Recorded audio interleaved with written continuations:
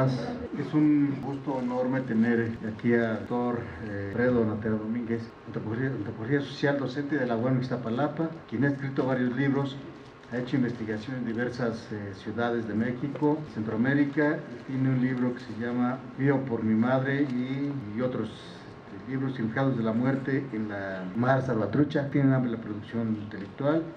Bueno, y a nombre de la universidad y de la licenciatura de Pedagogía en particular, le damos la bienvenida a este conversatorio que conocen ya el título, es de qué adolecen las jóvenes y los jóvenes de México. ¿Sí? Entonces, bienvenido sea. ¿Qué tal? Muy buen día a todos y a todas. De inicio agradezco de nueva cuenta a los colegas de la Universidad Pedagógica Nacional por haberme invitado a este conversatorio, y en especial a mi colega y amigo, el maestro Adrián Aldrete. Se me pidió hablar específicamente de los adolescentes, por lo tanto se me ocurrió denominar a mi exposición a partir de una pregunta: ¿de qué adolecen las y los adolescentes? Para la exposición, entonces, voy a trabajar en dos grandes ideas. La primera le puse repensando las categorías teórico-analíticas justo con respecto a la adolescencia. La segunda es con respecto a dónde veo las tramas a partir de las cuales se están dirimiendo el aspecto de la condición de los adolescentes. De ahí entonces lo que están viendo ahorita, en tanto que yo tengo también una beta antropológica, están viendo y van a ver a lo largo de la exposición una suerte de lo que nosotros le llamamos desde la antropología visual como la fotoetnografía. La fotoetnografía para nosotros son discursos, son relatos, son narrativas a partir de las cuales uno es factible de construirle sentido y significado.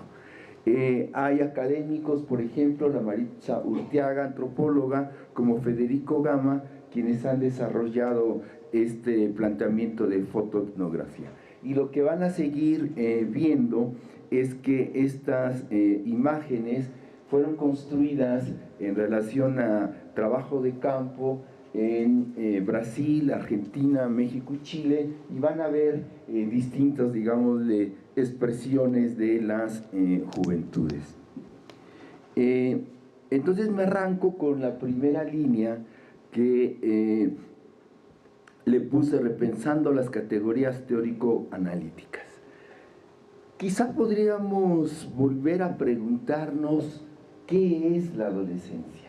Ante todo, creo que la adolescencia es una edad biológica que define fundamentalmente la capacidad de reproducción de la especie humana, y como rango de edad se ubica entre los 12 y los 17 años de edad. Por eso, cuando uno se acerca al estudio de la adolescencia, o cuando le dan algunos cursos en términos a la temática de la adolescencia, aparecen temáticas regularmente como estas.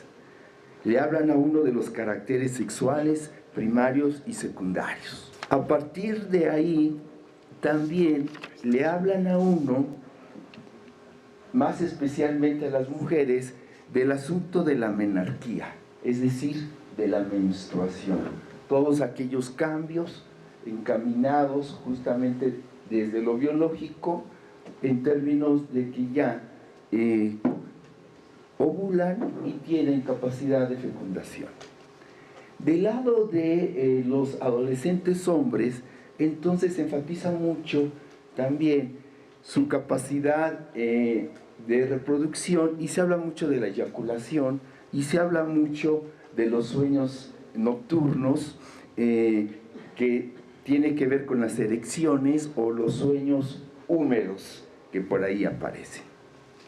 Y esto también está asociado, porque en estos cursos últimamente se trabaja el asunto de la masturbación. La masturbación como un mecanismo, un proceso de reconocimiento en términos al cuerpo y también de reconocimiento en relación al placer. Otro de los aspectos que se han trabajado fuertemente, que apuntan justamente al asunto biológico, son los cambios corporales en los hombres jóvenes y en las mujeres adolescentes. Y estos cambios corporales regularmente, la narrativa más tradicional es que a las mujeres les crece el pecho, regularmente se ensanchan las caderas o las nalgas, ¿no?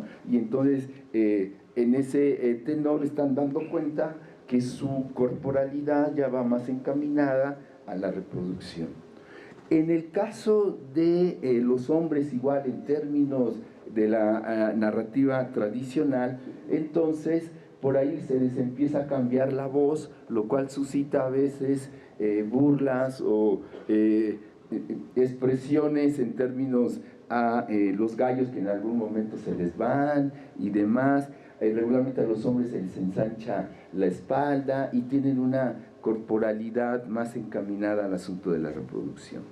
Ligado con esto, otro de los aspectos que se trabaja y que me parece también es importante para las y los adolescentes es lo que le denominamos la imagen corporal. La imagen corporal va cambiando, es decir, de dejar de ser una corporalidad de niños, niñas, se va mutando a una corporalidad más adolescente, todos, algunos regularmente engarbados, hay torpeza en algunos movimientos y demás. Y lo otro que es muy clave en esta imagen corporal es el asunto del acné, que aparece y entonces en ese sentido puede ocasionar algunas dificultades en relación a la valoración de la propia autoimagen y frente a las y los otros. Y el otro aspecto que está apareciendo en la imagen corporal es el asunto de la gordura, ¿sí? Entonces, realmente la imagen de los adolescentes son adolescentes todos vigorosos, deportivos, con una estética tipo modelos y demás. Y el drama de la gordura es fuerte en los adolescentes como del acné, máxime que hay que recordar que en nuestro país creo que es el primer sitio que ocupa en términos de gordura en niños y adolescentes. Y el otro aspecto que también aparece en la imagen corporal del lado de la adolescencia que se está, digamos, visibilizando y trabajando fuertemente es en relación a la anorexia y a la bulimia, que son aspectos centrales que están ahí. Y el otro que está apareciendo, y me parece que esto está más del lado de nuestros colegas en sus consultas clínicas, es el asunto desde a partir del cuerpo, lo que una parte de adolescentes están haciendo de cortarse los cuerpos, ¿sí? De hacerse con vidrio o con alguna cuestión punzocontarte, se cortan los cuerpos en relación a todo el asunto de las afectividades que parece que los desbordan. En ese sentido, las principales narrativas o los principales discursos disciplinares para estudiar el asunto de la adolescencia vienen desde la biología, se ligan con la psicología social psicológica, más psicología que sociología, con la psiquiatría, con el psicoanálisis y digámosle aquí con las distintas corrientes terapéuticas. En ese sentido, estas disciplinas regularmente su unidad de análisis es el individuo, es decir, el individuo adolescente. Por ejemplo, cuando un adolescente fuma marihuana, menos ustedes, todos los demás, sí, probablemente la explicación desde estos discursos o narrativos va más encaminado al asunto de él como individuo o ella como individuo, en el sentido de probablemente decir es que lo hace porque tiene problemas con las figuras de autoridad y las figuras parentales, por ejemplo. De ahí entonces, la pregunta que se hace en estas disciplinas, cuya unidad de análisis es el individuo adolescente, es cómo se construye el adolescente, cómo se construye psíquicamente el adolescente. Y esto lleva a, desde estos narrativas y discursos, básicamente analizar cómo fue las relaciones sociales con sus figuras parentales, es decir, con su papá y su mamá, con su papi y mami, el que les tocó, porque ustedes no lo decidieron, ¿sí? De ahí entonces el armazón teórico para explicarlo esto es desde la narrativa más freudiana clásica del complejo del Edipo. Estas relaciones amorosas y ambivalentes en relación a la mamá y al papá. Y de ahí también toda la propuesta para caracterizar la construcción del desarrollo psicosexual en términos a las etapas freudianas. La etapa oral, anal, fálica, de latencia, que desde esta narrativa va configurando rasgos de personalidad individual del individuo adolescente. En ese sentido, quizá, aquí haría la primera reflexión en términos de repensar, quizá de una forma más contemporánea, el asunto de el individuo adolescente. Y más del lado a lo importante de las figuras parentales. Creo que hay que repensarlo a partir de lo que Lacan nos propone, de que no es tan importante, ¿sí?, la figura de la mamá o del papá, biológicamente hablando, sino para Lacan lo más importante es la función materna y la función paterna de quien la ejerza. Esto quiere decir que esa función materna y paterna la puede ejercer la mamá al mismo tiempo, y al revés, la función materna la puede ejercer el papá, o la puede ejercer el tío o la tía o el abuelo, o el hermano mayor o la hermana menor. Entonces, aquí yo creo que esto es interesante de Lacan porque adelanta la complejidad para entender que no solo es el asunto de la figura biológica de la mamá y del papá, sino es la función paterna y la función materna. La pregunta sería, ¿y cuáles son esas funciones ancladas a lo que se espera en términos de nuestra sociedad, digamos, de mexicana y familia mexicana?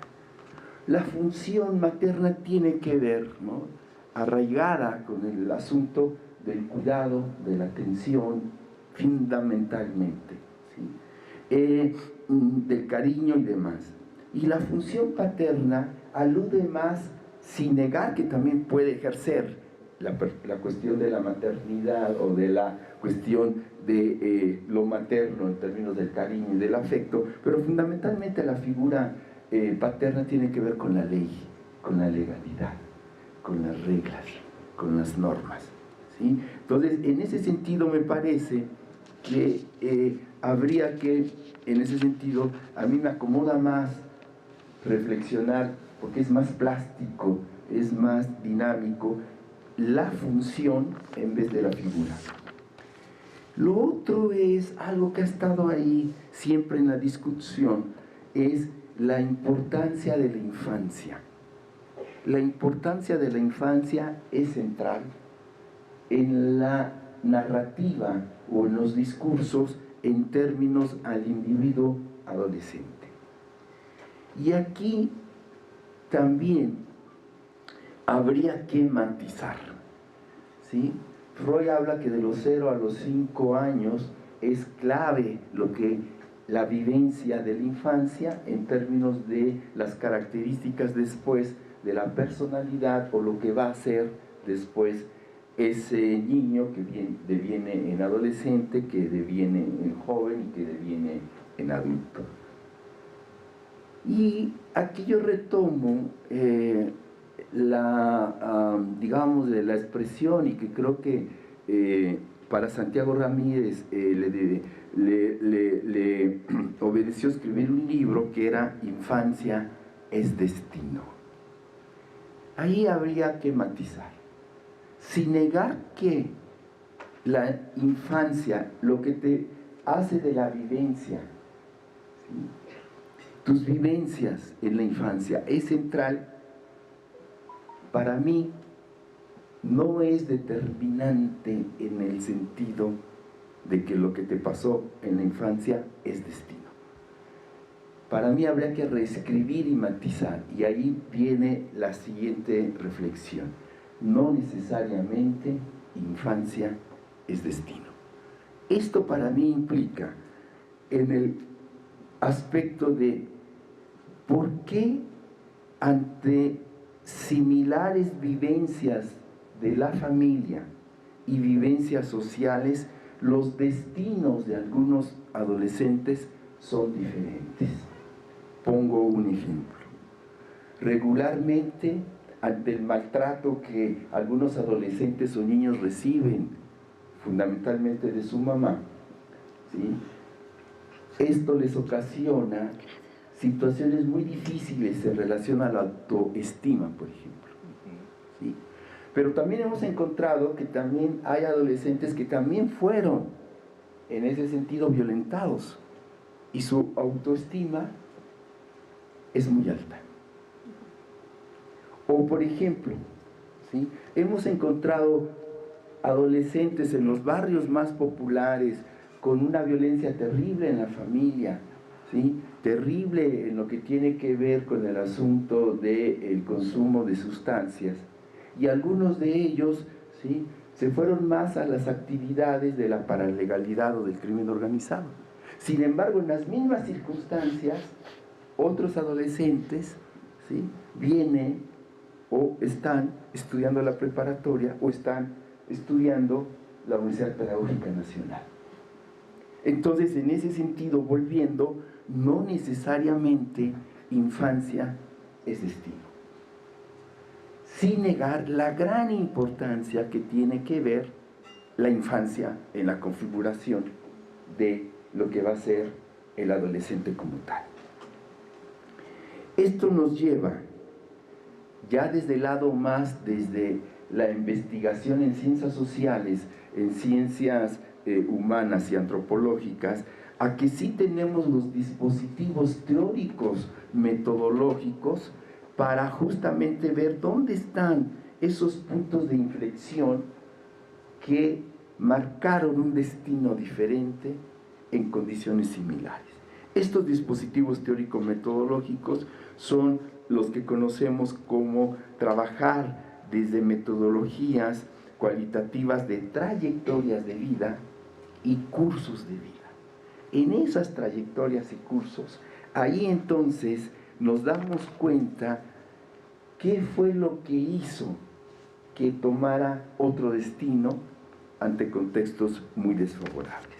Y eso lleva a reflexionar en el sentido de que cuando uno lee Infancia es Destino, entonces pareciera ser que el infante o el adolescente no cuenta en la propia construcción de la historia de su vida. Entonces, en ese sentido me parece, si no necesariamente infancia es destino, entonces el sujeto adolescente sí cuenta en términos de la reconstrucción de su propio destino como adolescente. Y creo que esto adelanta también el asunto de la reflexión y de la discusión. El otro aspecto que está muy ahí enclavado con lo que tiene que ver desde estas narrativas, digámosle, disciplinares, es con respecto a la siguiente pregunta que hace a lo de mi exposición. ¿De qué adolecen los adolescentes? ¿Sí? Acuérdense que la palabra o el término adolescente es de adolecer, y adolecer es que falta, ¿sí? Que hay carencias, ¿sí? Aunque aquí vayamos viendo también en términos de que la adolescencia es una etapa de transición, como cualquier otra. Es una etapa de transición de la niñez a la adolescencia. Pero también tenemos otra etapa de transición, de la adolescencia a la juventud. Y también tenemos otra etapa de transición, de los jóvenes a los adultos mayores, o de la tercera edad, o de la cuarta, ya no sé cómo va el asunto, o de los adultos viejitos. Es decir, a lo que voy, la etapa de transición de la adolescencia no es privativa de la adolescencia, es privativa de la condición humana en términos de su proceso de desarrollo social y psicológico. En ese sentido, ¿sí?, cuando se dice de que los adolescentes, ¿no?, adolecen de igual manera, parece ser que no es privativo de los adolescentes. Y aquí volvemos a Lacan. Lacan dice, o trae la idea de que la completud no existe, que somos sujetos de la falta, somos sujetos de la carencia. Nunca lo vamos a conocer todo, nunca lo vamos a saber todo, nunca vamos a estar totalmente felices, nunca vamos a estar totalmente, ¿no?, equilibrados. Entonces, en ese sentido, si esta reflexión la contraponemos a el asunto de la adolescencia, entonces también al adulto le faltan cosas, a los jóvenes le faltan cosas. No hay nadie que no nos falte algo. Por lo tanto, tampoco es privativo de la adolescencia, en términos de la idea de que la adolescencia es de adolecer, ¿no?, que me falta. De ahí entonces, el otro aspecto que está muy ligado con esta idea es que es una etapa ciertamente de transición de la niñez a la adolescencia, marcada por crisis, y regularmente crisis emocionales. Y entonces, uno de los teóricos más significativos, digámosle, que leímos y abrevamos ahí, es Erik Erikson. Erik Erikson trabaja desde la adolescencia, trabaja en relación a la juventud y habla de las crisis. Recordar que Erikson fue discípulo de Sigmund Freud y que entonces él trabaja y propone toda una serie de fases de desarrollo que están ancladas a las fases del desarrollo, ¿no?, psicosexual de Freud. Entonces, en ese tenor, ¿sí?, el aspecto también aquí habría que repensarlo, ¿sí? La crisis tampoco es privativa de los adolescentes, ¿sí? Y una de las grandes crisis, por ejemplo, de los mundos adultos es en función a crisis biológicas en términos a la menopausia y a la andropausia, porque es al revés de cuando el asunto de empezar a la capacidad de reproducción de la especie en términos de la menarquía y la menstruación, y acá es el fin del ciclo de la reproducción, y que entonces los grandes cambios a nivel corporales y hormonales tienen impacto en los estados de ánimos o en el psiquismo, tanto de los adolescentes como de los adultos. Y entonces fíjense, en el discurso de la vida cotidiana, cuando uno refiere a un adolescente que está en una situación, digámosle, muy fuerte y delicada, uno dice, el aborrecente, ¿sí? En términos de que desarrolla una sensibilidad muy sensible, se irrita probablemente de cualquier situación, en ese sentido demanda todo la atención de los papás o las mamás, o casi falta que le diga a los papás, tienes 3 meses para abandonarme el departamento, la casa, y demás. Y en cambio, fíjense, ¿sí? Y entonces esto desde la mirada de las instituciones y de los mundos adultos decimos, es que las juventudes, es que los adolescentes están en crisis. Pero entonces volvamos a los mundos adultos, cuando las mujeres, ahora se dice también que nosotros los hombres padecemos la andropausia, lo que hace a las mujeres la menopausia. Entonces fíjense cómo también en el discurso de la vida cotidiana, cuando una mujer ya está acabando, ¿no?, o ya acabó su producción, ¿no?, en términos de parir, ¿sí?, y hay cambios hormonales muy fuertes, muy potentes, entonces en las cuestiones sociales dice, está en sus días o, ¿sí?, parece menopáusica. Ajá. Entonces, y cuando uno, por ejemplo, en ese sentido, cuando uno, digamos, en términos de jóvenes, uno entra en crisis en términos de que ya va a llegar uno a la etapa adulta. Y entonces uno se pregunta, ching, ¿no?, mi fecha de caducidad de joven ya acabó, ¿sí?, o ya está acabando, ¿sí?, porque la adolescencia y la juventud tiene que ver también con el asunto de que hay una fecha de caducidad biológica y social. Es decir, alguna vez van a dejar de ser adolescentes, alguna vez van a dejar de ser jóvenes. De ahí entonces, otro aspecto, me parece, es que cuando uno lee la literatura, Erik Erikson, Peter Bloss, Amina Averasturi, incluso leyendo también a la hija de Freud, Anna Freud, que trabaja todos los mecanismos de defensa del yo y demás, entonces uno queda con la impresión de que son discursos o narrativas que homogenizan la vivencia de ser adolescente. Es decir, como que si todos fueran adolescentes de la misma manera y de la misma forma. Entonces, en ese sentido, hay distintas formas de ser adolescente. Por lo tanto, en vez de hablar de la adolescencia, tendríamos que hablar, y no es un capricho terminológico, sino es una postura conceptual, de las adolescencias. Y al mismo tiempo, pareciera ser que cuando se ha hablado mucho de la adolescencia, en términos de los adolescentes, pareciera ser que como si todos fueran hombres. Y se ha visibilizado la condición de la mujer adolescente.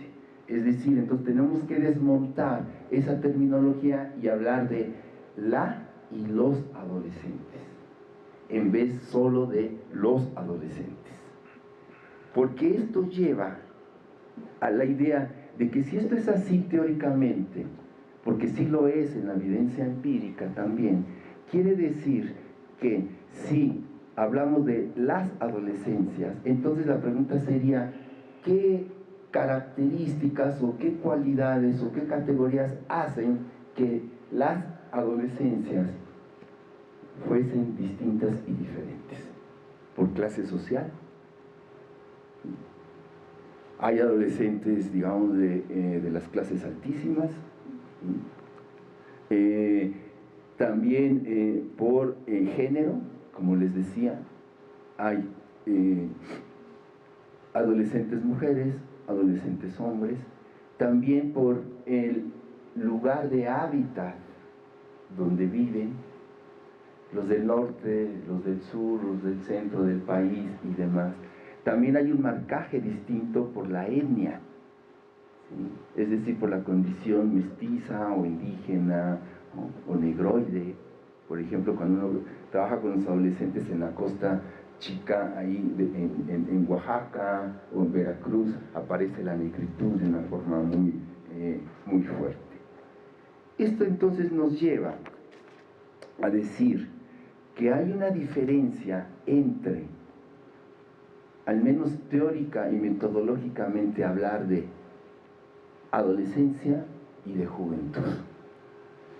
La juventud está caracterizada también en un rango de edad de 12, ahora ya era 29, ahora ya se amplió a 32. Entonces, si esto es así, la la adolescencia está adentro de la juventud. Y entonces, si esto es así, la adolescencia es una edad biológica, entonces por lo tanto, la juventud es una edad social.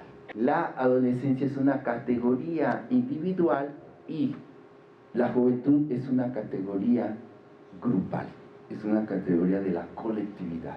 Por lo tanto, vamos a hablar no de la identidad del yo adolescente, sino vamos a hablar de las identidades sociales y de las identidades colectivas como juventudes. Y vamos a apuntar a las prácticas sociales y expresiones culturales de esas juventudes.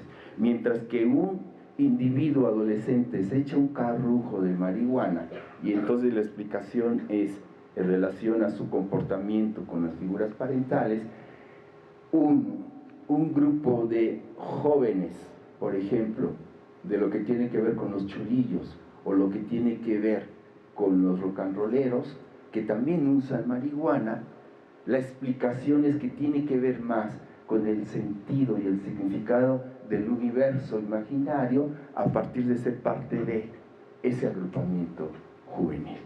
La explicación es a nivel social, colectiva, y la otra es la explicación a nivel individual, ¿sí? O por ejemplo, trabajando con estos chicos rastas, ¿no?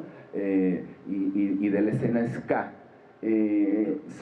los rastafaris como filosofía de vida, consideran que el consumo de la marihuana tiene un sentido espiritual.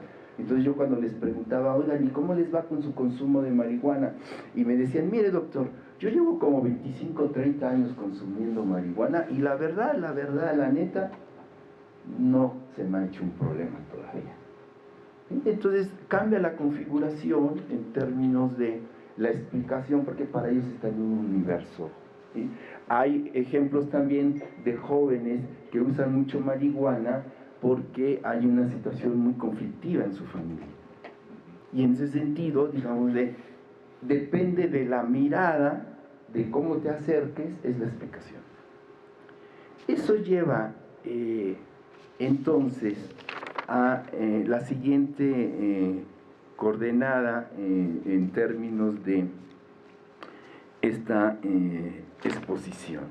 Es donde yo veo, ¿no?, las tramas de los adolescentes. Es decir, donde yo veo los aspectos que se están marcando. Y quizá aquí paso a la parte más social de lo psicológico de la adolescencia. Voy a empezar por el asunto de justamente el embarazo adolescente. El embarazo adolescente es una de las grandes problemáticas que están enfrentando una parte de las adolescentes, ¿sí? El embarazo adolescente. De hecho, México también es el primer lugar donde el problema del embarazo es gravísimo.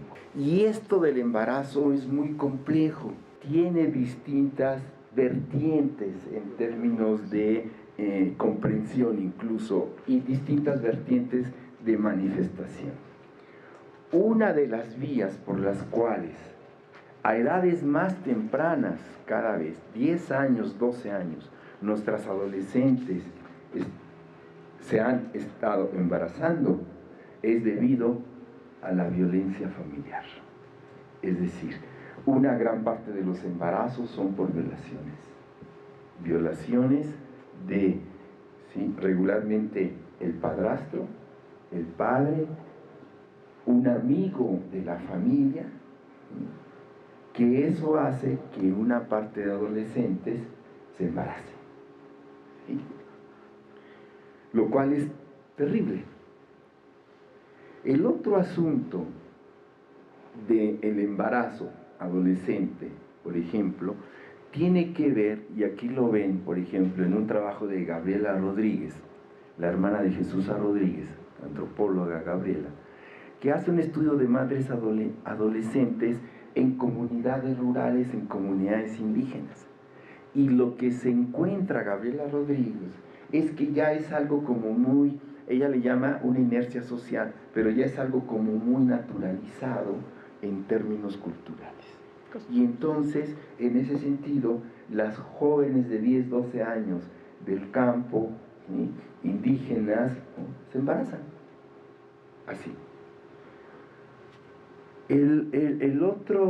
Hay otra imagen de otra colega, de una doctora en psicología social, Elizabeth García, del Colegio de México, que también trabaja el embarazo en adolescentes. ¿Sí? Es la anterior. Creo que es la anterior. Es la anterior. ¿Sí? Mujeres jóvenes, embarazo y pobreza, una aproximación desde la trayectoria sexual reproductiva. Ella hace un estudio bien interesante, etnográficamente hablando, usando esta metodología que les decía, las trayectorias de vida. Entonces, trabaja en Iztapalapa, y entonces trabaja con varias adolescentes, ¿no?, de qué fue lo que hizo de su vida que llegaran a embarazarse. La mayoría se embarazó porque, dadas las condiciones de pobreza, embarazarse era un lugar a partir del cual iba a tener reconocimiento social. En términos de que hay redes de solidaridad en los barrios y en las colonias ante la chica embarazada. Entonces, los relatos son interesantísimos porque las jóvenes de 14 y 16 años decían, es que ahora que estoy embarazada, me tratan mejor. Ahora que estoy embarazada, puedo comer mejor. Ahora que estoy embarazada, me atienden más en los institutos de salud para ver cómo va mi embarazo. Entonces, hay un testimonio que recuerdo que decía Gloria Elizabeth, ¿sí?, lo mejor que me ha pasado en la vida es haber sido mamá. Y esto es bien interesante porque es una vía para estas mujeres en términos de ser reconocidas y tener un prestigio social ante, ¿no?, la mirada de la comunidad. En ese tenor, para estas adolescentes, para ellas no es un problema embarazarse. El problema son para los papás y las instituciones con respecto a esa decisión que tomaron. Otro tipo de embarazo que lo vemos más en, por ejemplo, jóvenes que están en la paralegalidad, jóvenes sicarios, jóvenes integrantes de pandillas transnacionales, de la Mara Salvatrucha y la pandilla de la 18, es que las mujeres, las jainas, sus parejas, así les llaman, de 14 a 16 años, se embarazan rápidamente de sus compañeros y demás de la pandilla antes de que los maten. Por amor. Antes de que los maten. Y entonces ves niñas de 12, 14, 16 años embarazadas porque los vatos llegan a los 18, 20 años porque después los van a asesinar o se van a matar entre ellos. De tal suerte que entonces, en ese sentido, ¿sí?, es interesante ver que sí hay ciertas condiciones un poco, digámosle, difíciles en relación al embarazo, porque cuando uno trabaja o investiga con las adolescentes de las clases altas, los índices de embarazo son mínimos, cuasi existentes. ¿Por qué? Porque tienen mejores condiciones sociales, siguiendo a Bourdieu, tienen mayor capital social y cultural como para sortear y tomar decisiones de otra manera y no decisiones tan en el extremo o tan en el límite como las adolescentes indígenas o las adolescentes de zonas urbanas o las adolescentes en situaciones de precariedad. El otro aspecto importante que quiero marcar es el asunto de la violencia. Y la violencia, acuérdense que tiene que ver con relaciones asimétricas de poder.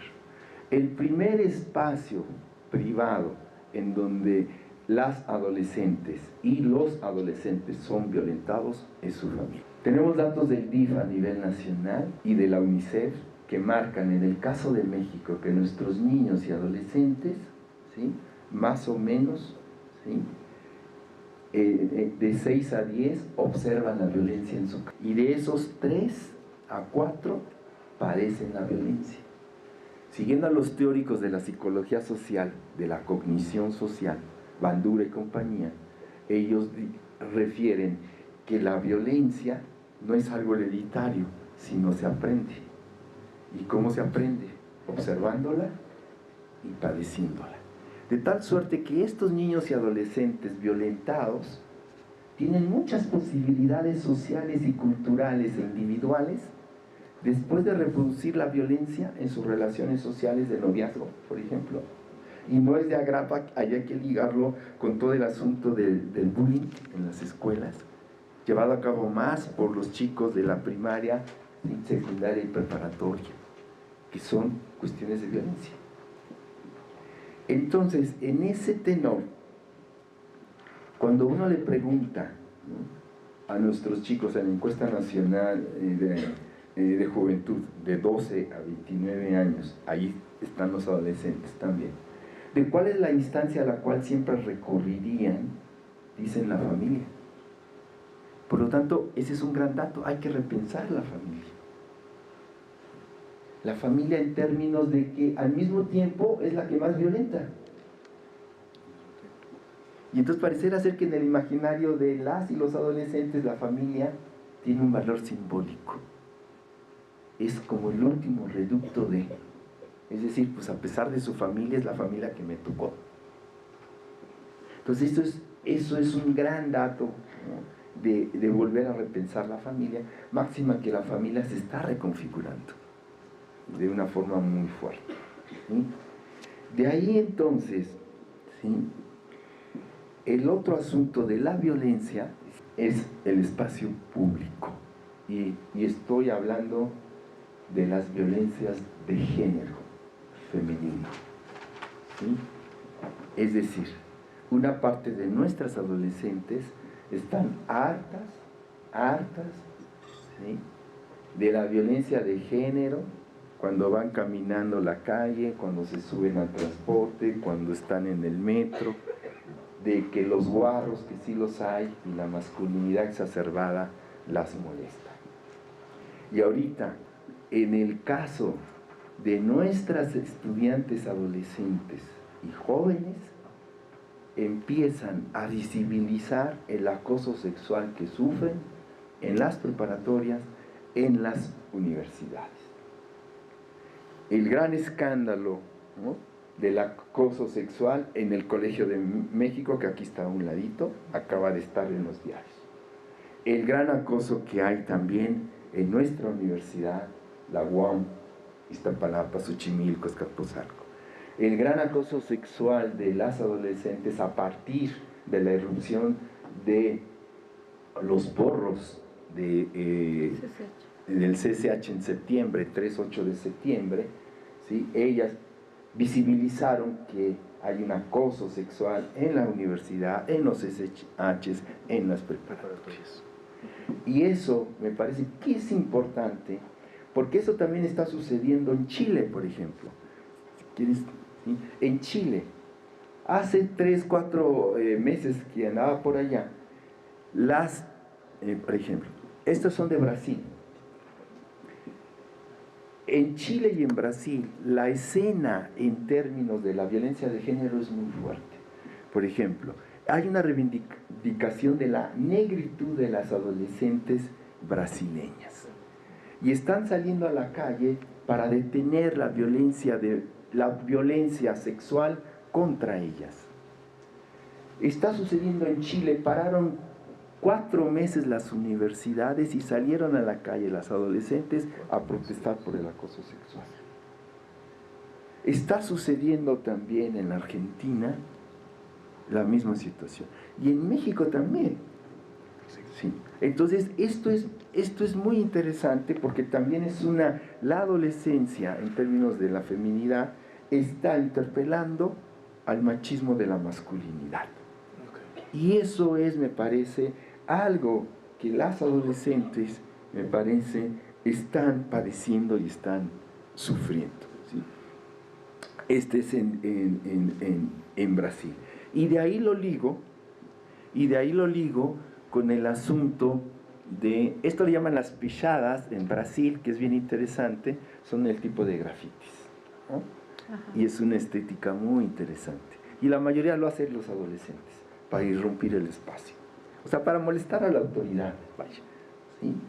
Y esto está ligado de la violencia de género con algo que están padeciendo las mujeres, cada vez más.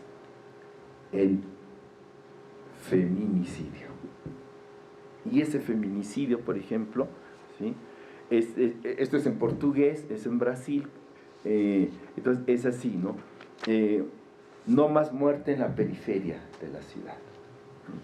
Entonces van a ver aquí grafitis y son las cruces de las mujeres que han matado jóvenes, ¿no?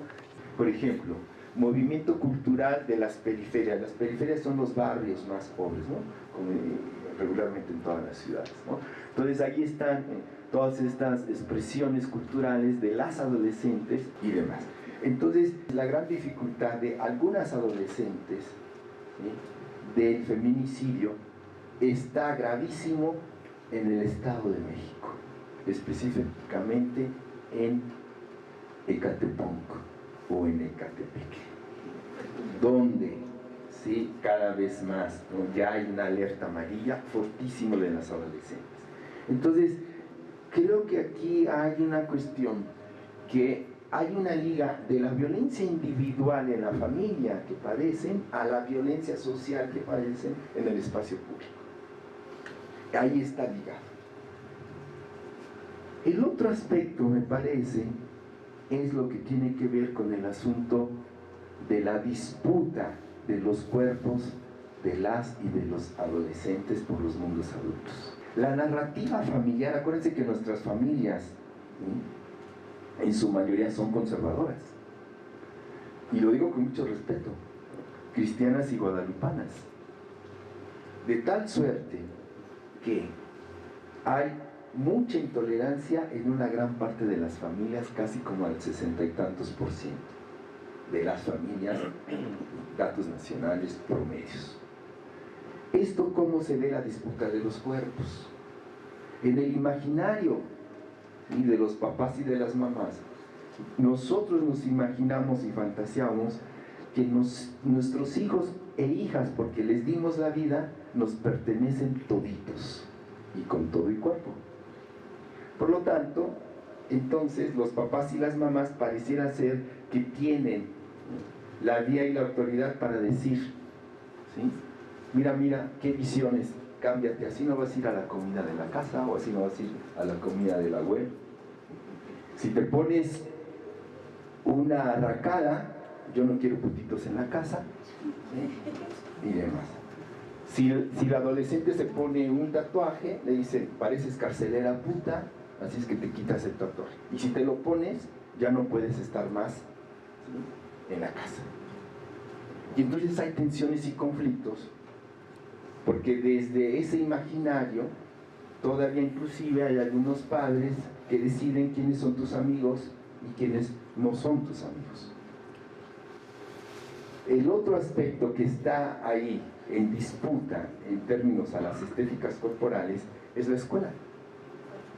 La escuela regularmente, la secundaria y la preparatoria, en donde aquellos que diseñan otra estética corporal no convencional, ¿sí?, son sujetos a no ser, en ese sentido, dejados entrar a la escuela, o los mandan llamar a sus papás, o incluso hemos tenido investigaciones en los CONALEPs ante el autoritarismo de algunos profesores que van y se acercan con los chicos y les arrancan las arracadas, ¿sí?, o los sacan de la escuela, ¿sí?, y los amenazan.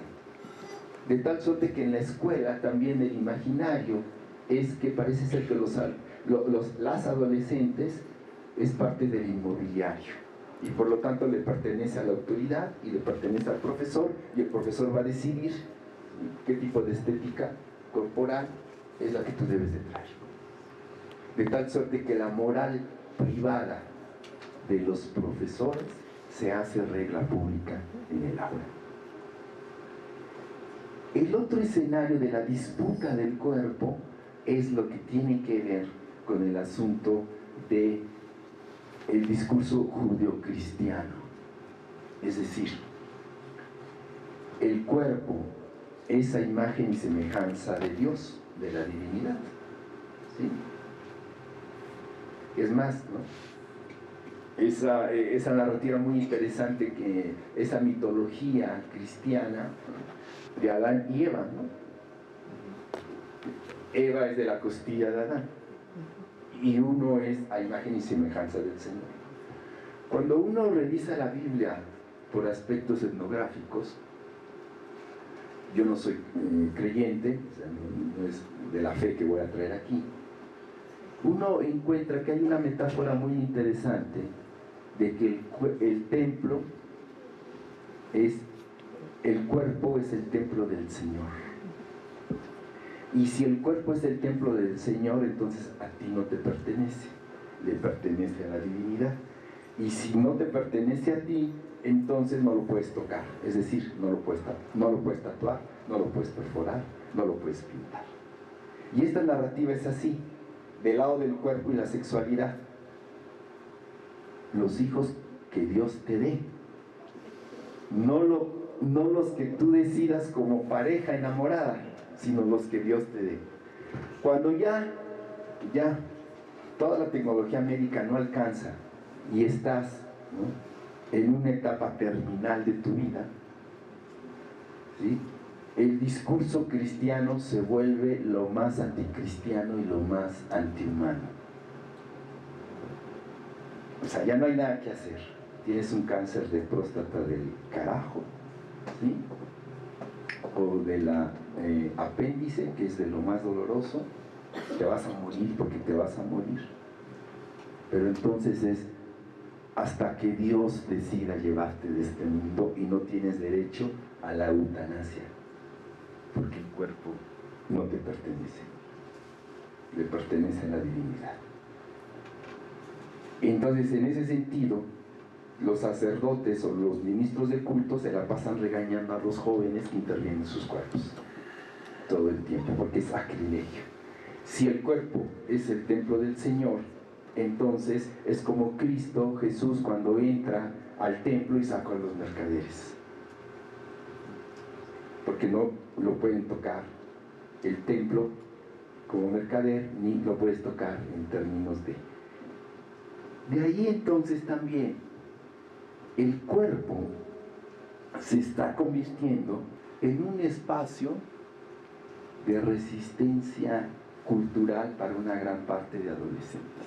Es un espacio de resistencia cultural para una gran parte de las adolescentes féminas y feministas, porque entonces el cuerpo es un espacio para algunas adolescentes y hombres como mujeres de las decisiones relativas de sí, en términos de que en el cuerpo probablemente la institución no tiene cabida, ni los mundos adultos. Es decir, bajo determinado tipo de causales, algunas mujeres tienen el derecho de decidir en relación a su cuerpo el aborto,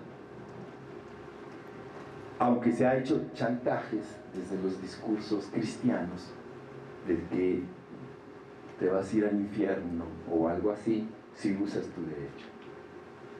O el otro aspecto, en términos de que el espacio del cuerpo es un espacio de protesta.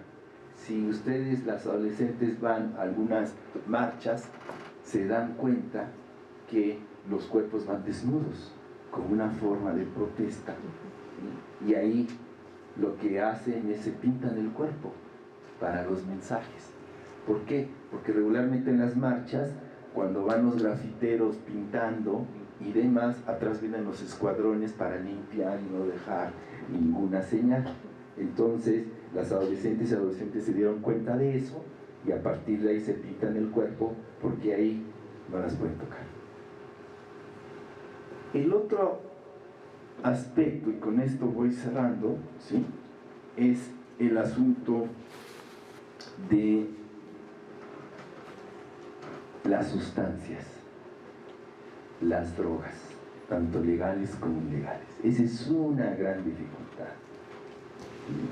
Lo más interesante, y esto ya lo sabemos, pero ahora lo remarcamos, que el gran problema de mortandad de nuestros jóvenes, en primera instancia, era el consumo del alcohol asociado con los accidentes automovilísticos, en un rango de las 1 a las 5 de la mañana, donde más nuestros adolescentes se matan. Y mis alumnos decían: ¡ay, qué interesante, profesor! Entonces vamos a empezar la fiesta desde las 5. De ahí entonces que la gran dificultad de nuestros adolescentes, hombres como mujeres, es el alcohol. Y lo que estamos encontrando es que nuestras adolescentes son los que cuidan a los chavos en las fiestas, porque los adolescentes beben como cosacos, terriblemente, como si se fuera a acabar el green en la vida. Y entonces, en ese sentido, la droga ilegal, en un 80%, que es la marihuana, en un 80%, los consumidores de la marihuana son jóvenes estudiantes, son adolescentes estudiantes. Y aquí resulta que la marihuana, en realidad, por la evidencia empírica que tenemos, no ha causado ninguna muerte. La muerte es del alcohol por ingestión alcohólica y problemas de cirrosis. Mata más el tabaco, ¿sí?, que la marihuana. No quiere decir que estoy haciendo apología.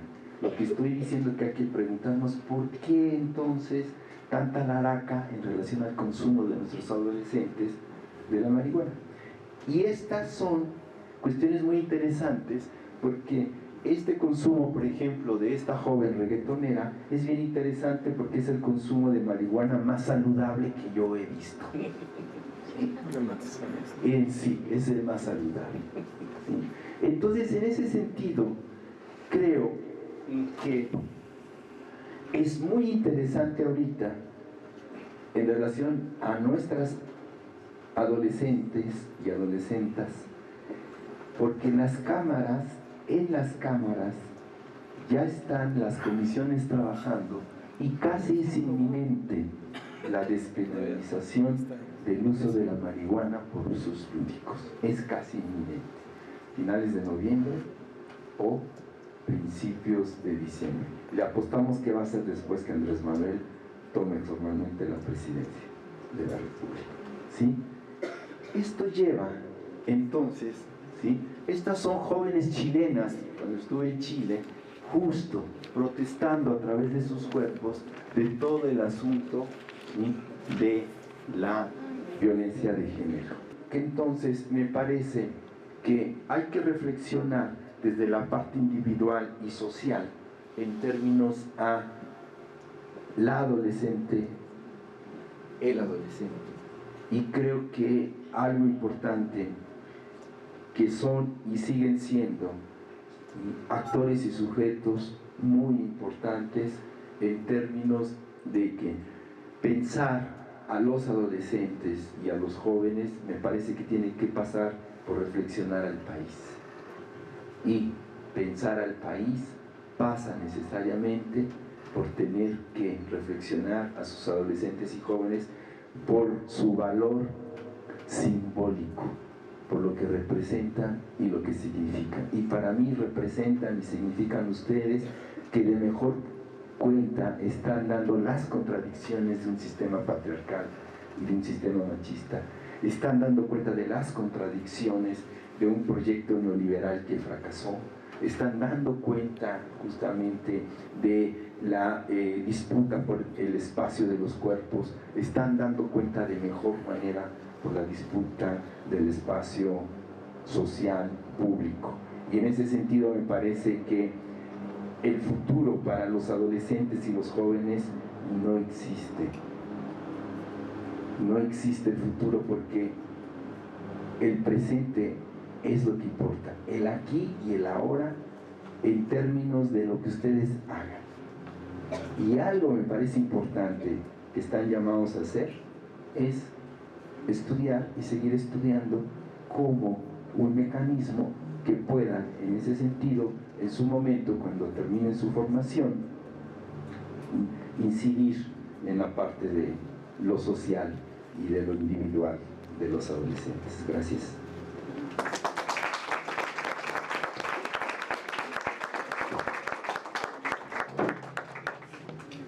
En este conversatorio estamos el doctor Raúl Calixto. También está la licenciada Angélica Terrazas. Claro. Está la coordinadora del campo Procesos Psicosociales, donde participamos los 3 profesores, Pilar Cardoso, un servidor, Adrián Aldrete, y lo que quisiera decirles ahorita, gracias, lo que quisiera decirles es la dinámica. Les invito a que participemos en esto, que aprovechemos y exprimamos de la mejor buena forma a Alfredo. Si alguno de ustedes quisiera hacer algún comentario, alguna reflexión, alguna réplica, por favor, adelante. Bueno, probablemente el doctor Alfredo ha recorrido varios escenarios. Hace años en la UAM tuvimos la oportunidad de escucharlo y la verdad es que me fascina la forma de exponer, de dialogar.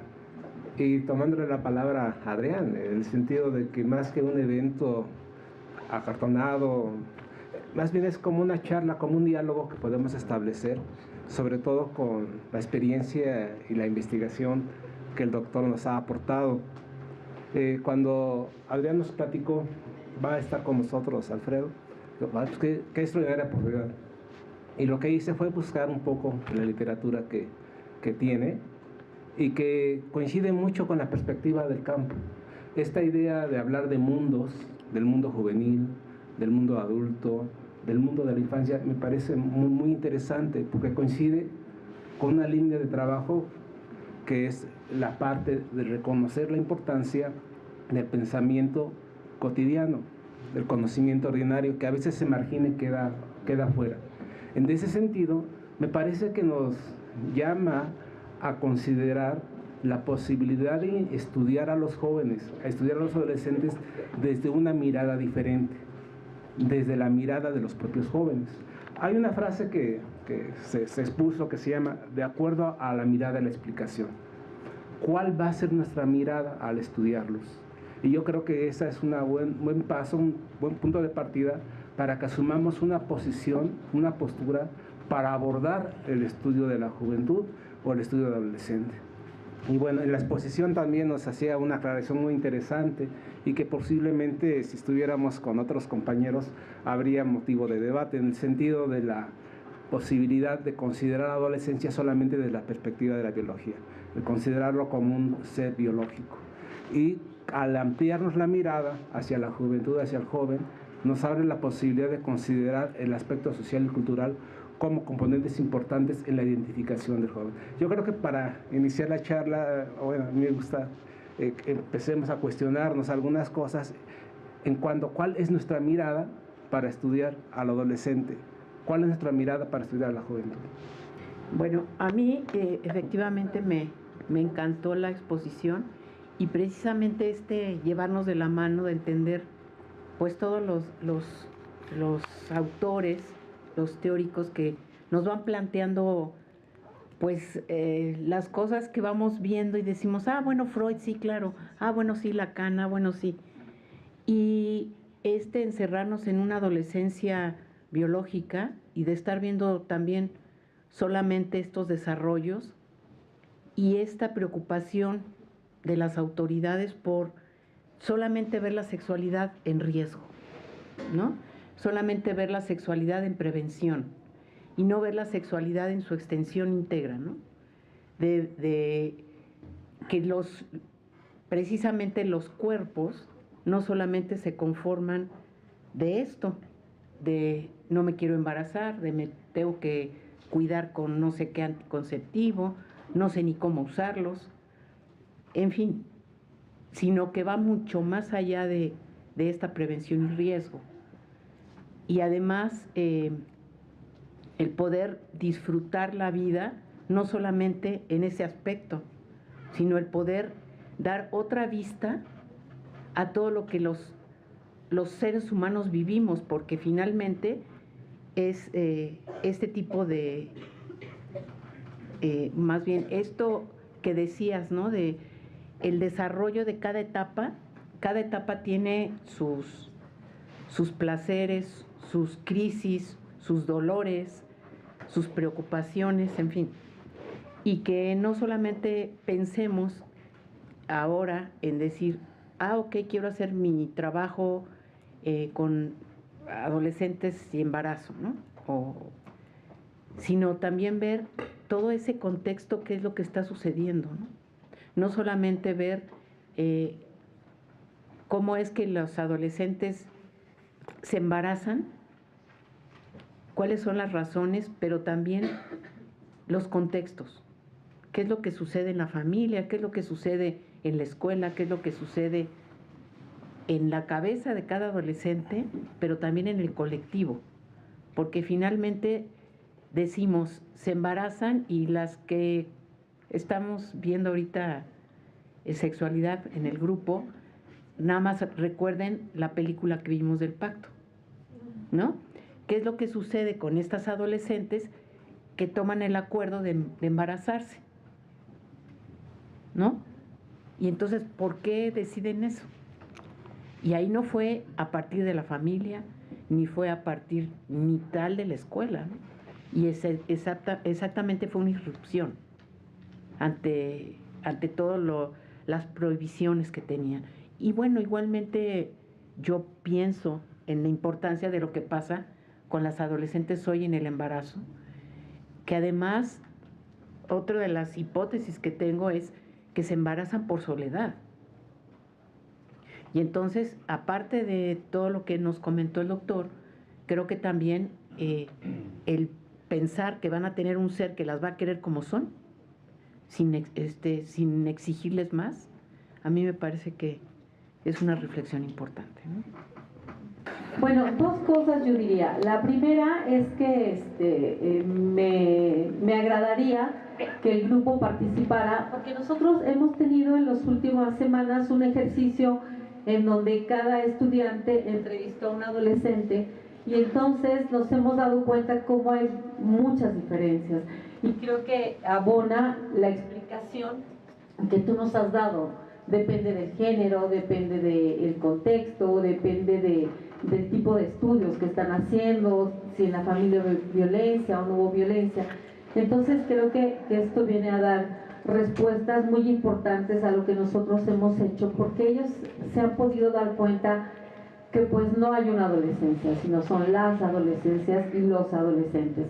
Entonces creo que esto nos sirve mucho, y me parece crucial la última reflexión que haces con nosotros, en decir, esto también es producto de este contexto, de este país en el que estamos viviendo. Y a veces parece ridículo decir, es que en mi época podíamos salir o podíamos regresar a la 1 de la mañana y no pasaba nada. Y ahora hay que estar como al pendiente de ello, ¿no? O sea, que las adolescentes o los jóvenes no regresen en la madrugada solos, porque algo les puede suceder. Entonces creo que la reflexión es bien importante, y habrá que seguir investigando y seguir rascándole por ahí. Y lo que yo les he dicho a ellos, o sea, no quedarnos en el problema, sino decir, ya conocemos el problema, ¿qué vamos a hacer? ¿Cómo vamos a coadyuvar estas situaciones por las que hoy están pasando ellas y ellos, ¿no? Entonces creo que pues me felicito de estar aquí, y muchas gracias por venir, y yo espero que el grupo participe. Concuerdo con Raúl. Habría posturas que dirían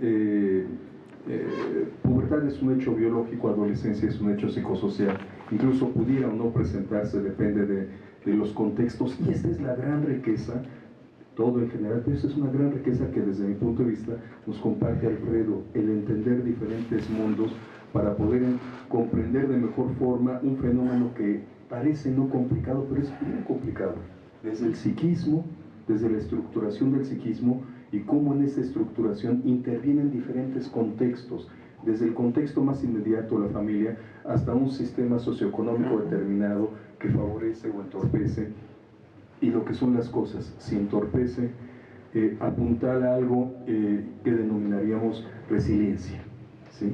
Nada tú que de pronto un investigador puede decir, ¿de dónde caramba sacó este cuate fuerza para salir adelante? Su familia es terrible, y no me refiero a una parte despectiva, puramente descriptiva. Su familia no cuenta con los recursos o habilidades para brindárselas a este joven. Su padre está peor. El contexto está dificilísimo. ¿De dónde caramba sacó esta persona estos elementos para decidir del crimen organizado a gastarse su domingo para transitar 7 kilómetros y estar con otra banda y ahí estar con sus cuates? ¿De dónde saca esa fuerza? Hay quienes dicen, bueno, hay un último elemento filogenético heredado involuntariamente de algún guerrero pariente que tuvo a bien, sin darse cuenta, brindarnos esta posibilidad de que podamos salir adelante y echar a andar algo que desde la célula más elemental busca: sobrevivir. Ese es el punto, ¿no? Entonces, el entender todos estos mundos que nos hace favor de compartir Alfredo, más ilustrarlo de una manera, pues es fuerte de pronto, es dura, Y ya sin preámbulos, jovenazos, si hay una reflexión, si hay un comentario, por favor, adelante. Bueno, algo que llama mucho la atención que dijo el doctor es la parte de infancia es destino, ¿no? Pero si nos quedaríamos con esta premisa, pues cuando recibimos a los chicos de secundaria, de prepa, de universidad, y veríamos que tienen algún conflicto emocional o académico, pues diríamos, pues es que su infancia, ¿no? Y nos quedaríamos con esa premisa y ya no haríamos nada, ¿no? Pero algo que mencionaba el doctor es que no, que va más allá, ¿no? O sea, a partir de la adolescencia, ¿cómo se reconstruye el sujeto y cómo puede cambiar esa situación, ¿no? O a pesar de vivir en un ambiente muy conflictivo, de desarrollarse en un ambiente muy conflictivo, ¿qué hizo ese sujeto, como lo mencionaba el profesor Adrián, para salir adelante o para elegir otro camino, ¿no? Y creo que va también muy de la mano con el psicoanálisis, con la psicoterapia, porque, repito, si nos quedáramos con esta suposición, pues ya no haríamos nada, ¿no? O haríamos lo que las autoridades hacen, ¿no? Ok, pues no tiene remedio, también como lo decía el dicho, árbol de tronco torcido, nunca su rama endereza, pues no nos quedaríamos con esto. Y donde estamos actuando los pedagogos y los orientadores, ¿no? Y también en cuanto al psicoanálisis, que yo, bueno, por ejemplo, yo he ido a que me psicoanalicen, y yo con las clases del profesor Adrián le decía a mi terapeuta, bueno, es que ya asumí qué es lo que padezco, que han sido mis carencias, pero entonces ahora que no. Y me dijo, no, pues es que justo esa es la labor de la terapia, ¿no? A partir de lo que a ti te hace falta, a partir de lo que no tuviste, ¿qué vas a hacer al respecto, no? Lo asumes y actúas contra ello. Y otra cosa que también me pareció muy interesante es la parte de que todos adolecemos, ¿no? Los niños, los adolescentes, los jóvenes, los adultos. Entonces, como que cambiar con este paradigma de instruir a los jóvenes desde yo tengo la razón porque yo tengo estudios, yo tengo la razón porque soy más grande, porque a veces tú también estás roto, ¿no? Por así decirlo, y todos adolecemos, solo que considero que es la etapa en la que más se hace notar y más estás propenso a caer en situaciones de riesgo. Bueno, digamos que una pregunta tanto para el doctor como para los compañeros que están acá. ¿Qué podemos hacer no solo con nuestros adolescentes, sino con nuestros padres de familia, con nuestras autoridades educativas, con nuestra sociedad misma, en este problema que pues sí nos encontramos sumergidos, ¿no? Porque sí hay adolescentes que por ejemplo, no sé, se alcoholizan, fuman, se drogan, tienen problemas psicológicos, emocionales, de todo tipo, ¿no? Y no solo los adolescentes, hay jóvenes que y a esta edad o incluso más, pues más adultos todavía siguen teniendo ese tipo de problemas, ¿no? Y el enorme problema con el que nos encontramos es que más allá de la aceptación del problema, por ejemplo, decía Sacbé, ella, por ejemplo, ya sabe, ¿no?, qué es lo que tiene. Y no solo ella, sino quizá muchos ya se han diagnosticado el tipo de problema que tienen, que padecen, pero ¿cómo los ayudamos? Y les mencionaba, con la sociedad misma, porque nos encontramos con una sociedad que se da cuenta del problema, por ejemplo, que genera el alcoholismo, que es una droga socialmente aceptada, y lo mencionaba el doctor, pero es una droga socialmente aceptada que causa pues mayor número de muertes que cualquier otra, yo creo. Y más allá del daño que causa, ¿qué hacer con esta sociedad que tacha, por ejemplo, a los adolescentes de problemáticos, ¿no?, de aborrecentes, como lo mencionaba el doctor? Y no se dan cuenta que, por ejemplo, el alcoholismo o cualquier otra adicción, más que una adicción, es una enfermedad, y que más que puede generar conflictos, es una enfermedad que puede ser rehabilitable y que en muchos de los casos no se trata, y si se trata en menor medida, y en algunos otros pues no saben cómo tratarla y no se da esta atención, ¿no? Y sería esa como que la pregunta, de qué manera los pedagogos, los orientadores, podemos trabajar en ello para disminuir este tipo de conflictos en los jóvenes, en los adolescentes, en los niños que se han visto trastocados por todo este número más bien por este tipo de problemas, ¿no?, que no solo son los adolescentes, sino ya los niños también.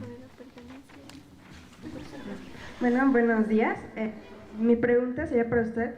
¿Cree que a veces como adultos, o bueno, los adultos, podríamos decirlo así, haya una falta de comprensión hacia lo que es la adolescencia? ¿Y por qué esa forma de ver a los adolescentes como algo menos?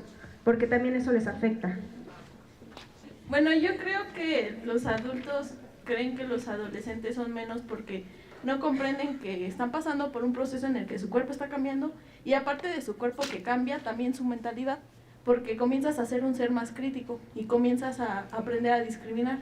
Entonces, no entienden eso. Aparte, no solo es el proceso de que tu cuerpo se desarrolla y de esto, sino empiezas a tener conflictos con tus emociones, empiezas a tener bueno, básicamente es por el hecho de que tú ya aprendes comienzas a ser un ser más crítico.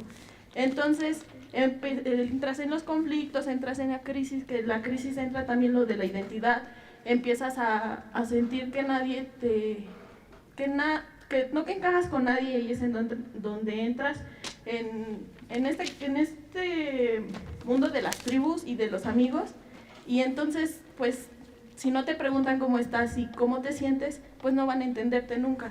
Es como que desinformación por parte de los padres hacia lo que está sucediéndole a sus hijos. Entonces yo siento que por eso los hacen como menos, porque creen que solo es como que la etapa en que vas a crecer, pero pues no solo es lo físico, sino también lo psicológico. Complementando con lo que decía Mildred, muchas veces los padres no logran darse cuenta de estos cambios, ¿no?, que es una constante toma de decisiones, implica dejar cosas atrás por el hecho de pasar de ser un niño a ser un adolescente, ¿no? Y como lo decía Mildred, esta desinformación por parte de los padres pues juega un papel muy importante, porque se olvidan que ellos también fueron adolescentes, que pasaron por esa etapa, y que pues sí, el ser adolescente conlleva muchas cosas, ¿no? Esos cambios psicológicos, emocionales, y el verse envuelto en diferentes situaciones, tanto en lo familiar como en lo escolar, en lo social, pues va a implicar, ¿no?, en su actitud, en su comportamiento, en sus conductas, que muchas veces pueden ser, no sé, agresivas o conflictivas, ¿no? Y es donde los papás los reprenden, más bien buscan la manera de corregirlos, pero quizá no es la manera más correcta o más viable de tratar estos conflictos en los adolescentes. Es por eso que se generan ese tipo de situaciones conflictivas entre padres e hijos adolescentes, porque debido a esta desinformación por parte de los padres, y es que los adolescentes, en lugar de, no sé, de buscar la manera de remediar estas actitudes, se vuelven aún más rebeldes todavía. Bueno, también hay que mencionar que los padres no aceptan que sus hijos están creciendo, porque al momento en el que, pues tú tuviste a tu hijo desde chiquito, pero llega el momento en el que ya empieza a ser un adolescente, un adulto, entonces no quieres aceptar que tu hijo está creciendo significa que tú estás envejeciendo. Entonces, por eso lo rechazan, por eso no aceptan el que su hijo está creciendo y que está desarrollándose y que está madurando, porque no quieres aceptar que tú te estás haciendo más viejo.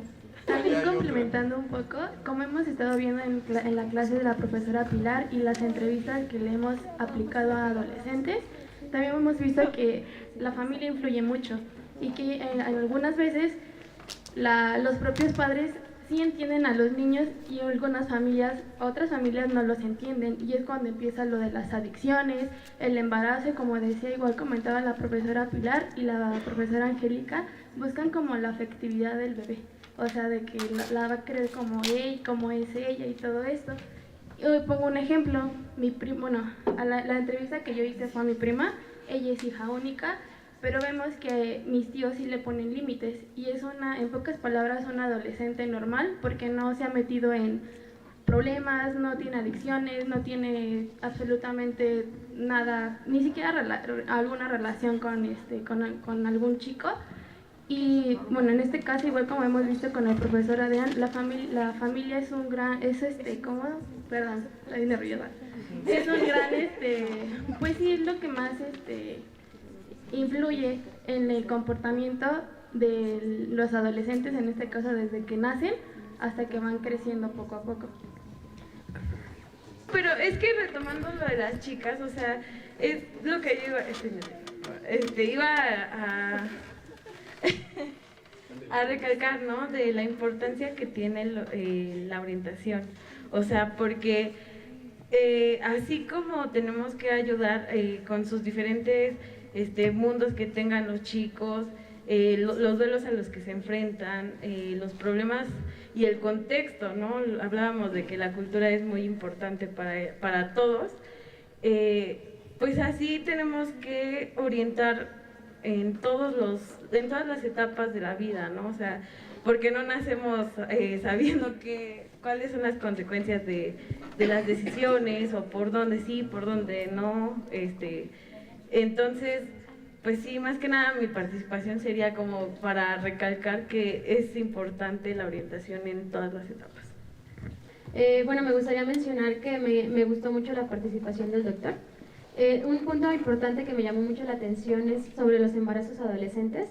Como mencionaba mi compañera Melissa, considero que es importante abordar mejor ese tema, porque muchas veces se toma el embarazo como que, pues sí, la adolescente se embarazó, pero no fue porque le ganó la calentura o porque conocía los métodos anticonceptivos, pero vemos que no, vemos que hay muchas otras cosas que van de fondo en esto, que puede ser por el contexto en el que se encuentra, como mencionaba, en que los jóvenes se embarazan a sus novias antes de los 18 años, porque ya saben que después los matan, ¿no? Entonces es importante también mencionar que muchas veces el adolescente se siente solo y busca un refugio, en este caso en los embarazos, como para no sentirse tan solas. También es importante no criticar, entender al adolescente el por qué lo hizo, no solamente juzgar. Y bueno, sabemos que tienen la información de los métodos anticonceptivos porque se los dan en la escuela, pero es importante el entenderlos, el por qué lo hacen, la situación que viven, el contexto en el que se encuentran. Y bueno, eso sería todo. Le doy la palabra a Alfredo, hacemos un recorrido en los otros conversadores y tendríamos que cerrar. Entonces, Alfredo, por favor, adelante. En verdad agradezco a mi colega y amigo Adrián Aldrete en términos de haberme invitado, porque hizo que volviera a revisar mis libros, porque me dijo, tienes que hablar de los adolescentes, y también le agradezco este espacio y el conversatorio, que justamente esa era la finalidad entre ustedes y nosotros. Entonces voy a ir rapidísimo, así. En relación a la primera pregunta, sí, yo creo que algo muy importante en términos de esta lógica de que no necesariamente infancia es destino, es lo que traía el maestro Adrián en términos de los mecanismos de resiliencia de algunos adolescentes, en términos de que ante situaciones muy difíciles y complejas, y como soy invitado, a lo mejor sí me doy la licencia de decirlo, muy cabronas, entonces en ese tenor, en ese sentido, bueno, hay ciertas habilidades que hacen que sorteen el asunto. Ligado con eso, yo creo que sí, yo creo que el espacio psicoanalítico, el espacio analítico desde cualquier vertiente, es una viabilidad, es una posibilidad para entender pues, qué le está sucediendo a uno o a ese hombre, mujer, adolescente, porque cuando uno va a análisis es porque no entiende algunas cuestiones, o porque uno tiene cierto dolor o psíquico y demás. Entonces creo que el espacio analítico ayuda para entender justamente algunas cuestiones en relación a una anécdota rapidísimo. Teníamos un colega que invariablemente después de una fiesta el canijo agarraba y se orinaba una y más veces, ¿no? Y nos ponía en problemas hasta que fue a terapia, y ya en terapia, bueno, trabajó esa situación que ya le causaba bochorno y críticas, y entonces fuimos a una fiesta y nosotros todos contentos, el vato sale y el canijo vuelve a orinar, y entonces dice, oye, pero si fuiste a análisis, dice, sí, es que antes no sabía por qué orinaba, ahora ya sé por qué orinaba. El otro aspecto en relación a lo de los padres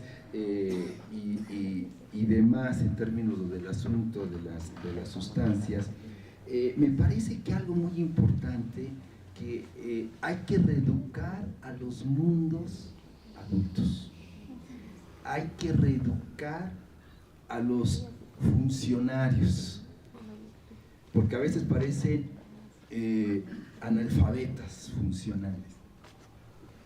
Y en ese sentido, me parece que del lado de los consumos, de lo que tiene que ver con el alcohol, de lo que decía el joven, hay que trabajar con lo que últimamente se está aventurando como consumos responsables, ¿sí?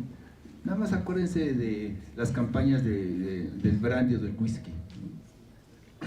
La calidad de responsabilidad de nosotros, la cantidad de responsabilidad de ustedes. Y cierto, ¿no? Consumos responsables.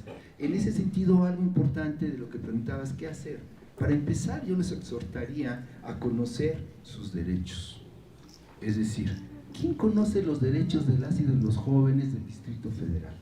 Que sí los hay. ¿Quién conoce los derechos de los niños y de la infancia? Que sí los hay. Entonces, primero hay que conocer sus derechos, en términos de que a partir de conocer sus derechos pueden demandar, en ese sentido, atenciones de las instituciones. Yo tengo derecho a la salud, por lo tanto tengo problemas de drogas, y el Estado y sus instituciones tienen que apoyarme. Yo hago práctica sexual, soy adolescente, y el Instituto de Salud o el IMSS me tiene que dar los condones, aunque la enfermera no quiera. Es un derecho. Y de ahí entonces vamos a construir ciudadanía juvenil. Es decir, ciudadanía en términos de que deben de saber sus derechos individuales, pero que también esos derechos individuales conllevan responsabilidades sociales y comunitarias. Ahí yo creo que hay que trabajar con valores universales, no trabajar con valores generacionales, sino con valores universales. El respeto, la tolerancia, la democracia, la justicia, la escucha y demás. El otro aspecto, ciertamente, así como los mundos adultos, hay distintas formas de ser adultos, de tal suerte que hay que reconocer que hay una forma adulta hegemónica, que es autoritaria, que es jerárquica, que es adultocéntrica.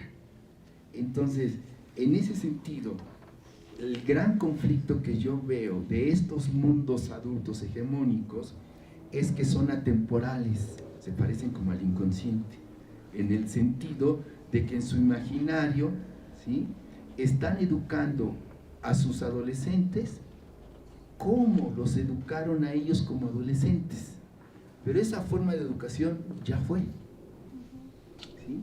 Entonces, lo decía muy bien así Angélica Terrazas, lo decía muy bien, ¿no? O se comentaba en términos de que los adolescentes tienen un imaginario distinto. Cuando los adultos dicen, es que los nuevos adolescentes o jóvenes no tienen valores, es una estupidez. Simplemente los valores ya cambiaron, son distintos, son diferentes.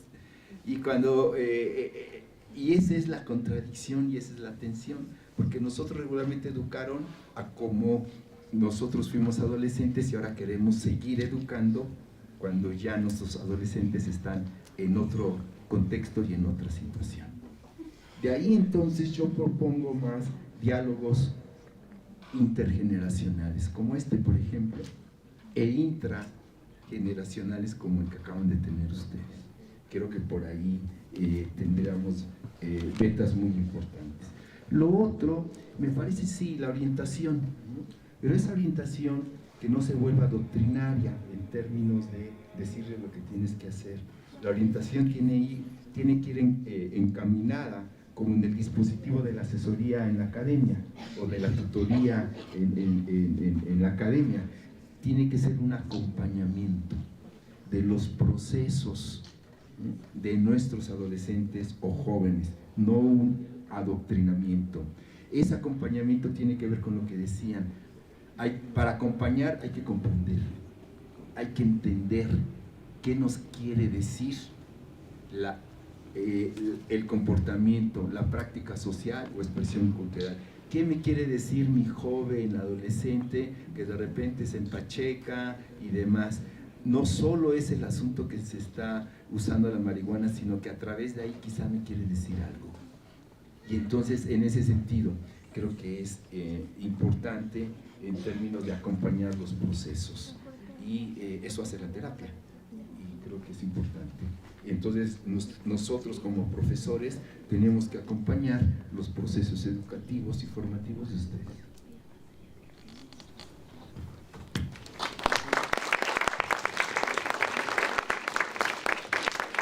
Muchas gracias, Alfredo. Muchas gracias.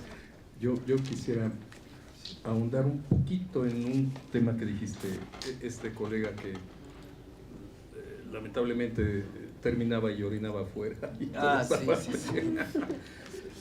es que es algo interesante, fíjense, porque efectivamente los procesos de aprendizaje para que lleguen a ser significativos requieren de un avance y de una consistencia, al igual que los procesos terapéuticos. Puede haber personas que digan, eso ya lo tengo claro. Sí, pero sigue siendo igual de cucaracha. Entonces ya hiciste un excelente ejercicio cognitivo, pero no lo has elaborado, no lo has internalizado y no ha formado parte de ti para que ahora sí presentes un duelo, incluso por la pérdida del tipo gacho que antes eras. Y ahora la aventura para ver si te animas a entrar a algo desconocido. Ya sería entrar al siguiente momento, que bueno que ya está claro, ahora elabóralo, ahora procésalo, ahora, y ese es el punto nodal, repara. Una vez que se repara, entonces el proceso educativo e incluso psicoterapéutico, y déjenme decirles, a veces es difícil ver dónde está la línea divisoria, A veces algo educativo, incluso de divertimento, se vuelve terapéutico. Yo diría, a veces uno puede ver una película y decir, en la torre ya entendí, ya me cayó el 20. O puede uno estar con un muy querido amigo o amigos y decir, mira, no lo saben, pero qué padre terapia me acaban de dar y ya me quedó claro. Bueno, yo quisiera nuevamente pedirles un fuerte aplauso para el doctor Alfredo Natera.